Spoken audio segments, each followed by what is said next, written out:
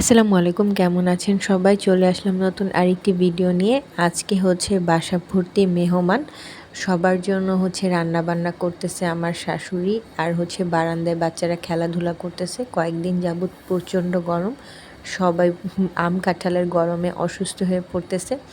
আমার কাছে আসলে গরমটাই ভালো লাগে, কারণ আম কাঁঠাল যদি না পাকে তাহলে আমরা খাবো কি, তাই না?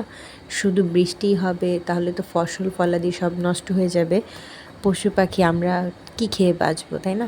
সব কিছুরই দরকার আছে, আল্লাহ টাল্লাহ বুঝেই দেন। এখানে হচ্ছে 2 রকমের আম পাড়া হয়েছিল, মেহমানদেরও দিয়ে দেওয়া হবে যাওয়ার সময়। তারপর হচ্ছে আমার শ্বশুর শাশুড়িও বেড়াতে গিয়েছে তাদের সাথে, তাই আমি হচ্ছে শুধু ডিম ভুনা করতেছিলাম। আর মেহমানদের জন্য বিরিয়ানি আরও রান্না বান্না করা হয়েছিল। তারপর বৃষ্টি হয়েছিল, পরে আমি একটু বাচ্চাদেরকে ভেজালাম, কারণ হচ্ছে ঢাকা শহরে আমরা যখন থাকি তখন ভেজা হয় না।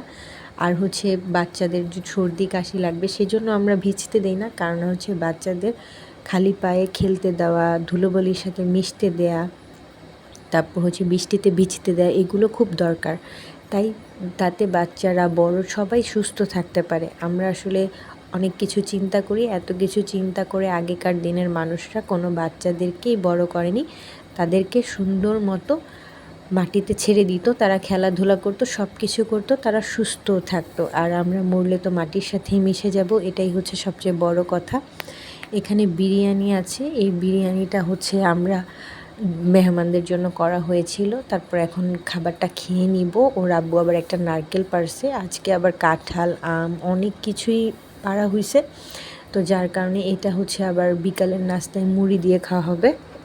তো আমার হাজব্যান্ড বলতেছিল যে এটা কোরাও, পরে আমি বললাম যে না, আমার গোসলে লেট হয়ে যাবে। আর হচ্ছে আজকে এমনিতেই ঠান্ডা পড়ে গিয়েছে, বৃষ্টি তেমন একটা হয়নি, তাও কি আমি যদি লেট করে গোসল করি তখন আমার আরও সর্দি কাশি লেগে যায়, এমনিই গলাটা বসে গিয়েছে। পরে হচ্ছে আমি ভাত খেয়ে নিলাম ডিম দিয়ে, আর হচ্ছে এখানে মুড়ি দিয়ে, তারপর হচ্ছে নারিকেল দিয়ে, চিনি দিয়ে, হালকা লবণ দিয়ে এটাকে একটু মাখাবো। তারপর আমি আর আমার হাজব্যান্ড কয়েকজন খাবো।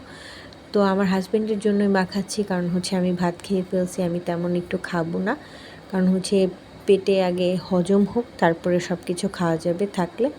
আর আমার হাজব্যান্ড সেই তখন থেকে বলতেছিল যে এটা মাখাও, পরে আমি বললাম যে ঠিক আছে, আমি মাখিয়ে দিচ্ছি তোমাকে। মেহমানদের আবার আম দিয়ে দেওয়া হয়েছে, কাঁঠাল দিয়ে দেওয়া হয়েছে, কারণ হচ্ছে গাছের ফল তো সবাইকে দিয়েই খেতে হয়। আর আত্মীয় স্বজনরা আশায় থাকে যে মানে খাবে, আর তাদেরকে দিতেও হয়, তারাও তো কোনো না কোনো কিছু আমাদের জন্য আনেন, তাই না? তো এই হচ্ছে মুড়ি মাখা, এটা আমার কাছে খুবই মজা লাগে, কিন্তু আজকে পেট ভরার কারণে এটা দেখতেও আমার কাছে তেমন একটা ভালো লাগতেছে না। কিন্তু নারিকেল আমার খুব পছন্দ, নারিকেলের সব কিছুই আমার পছন্দ। নারিকেল দিয়ে যে মুড়ি মাখা, তারপর নারিকেলের নাড়ু, যে কোনো আইটেমে আমার খুব ভালো লাগে। সবাই ভালো থাকবেন, আল্লাহ হাফেজ।